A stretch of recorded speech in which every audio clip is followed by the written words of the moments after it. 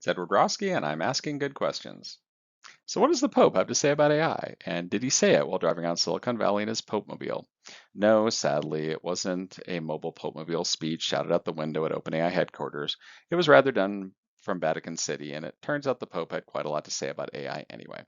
So, an encyclical is the heaviest thing that a pope writes. It is binding doctrine, delivered as if it was the word of God. It's the document that defines a papacy. And Pope Leo XIV made his very first one about artificial intelligence. He titled it, that sounds really cool in Latin, Magnifica Humanitas, which roughly means magnificent humanity. And he signed it on the 135th anniversary to the day of Leo XIII's Rerum Novarum, which is the landmark text on workers getting chewed up by the Industrial Revolution. No, that date was not a coincidence. The papacy is an institution that thinks in centuries, so of course it noticed and loves things like this. The Catholic Church has outlasted every empire, every currency, every startup founder who was certain he or she was building the future. And when it spends its rarest kind of authority on a single technology, the rest of us should probably look up. I have trouble committing to a dinner reservation, but these people commit in writing in Latin for what they're going to do and think for the next century.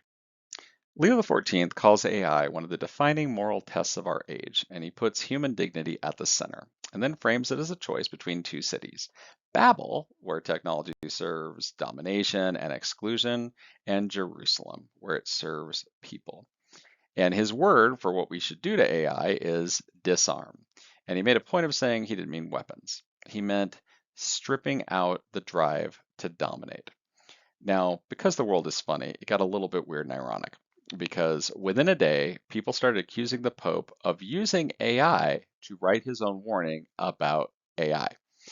So someone ran an AI detector on it and put the text at probably 94% likely to have been written by a human. Snopes rated the rumor totally unproven, but it's still out there.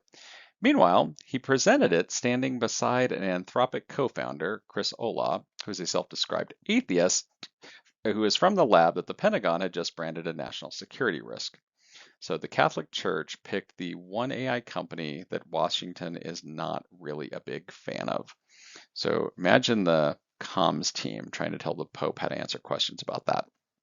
But when a 2,000-year-old church and an atheist engineer agree on the warning, what do they both see coming?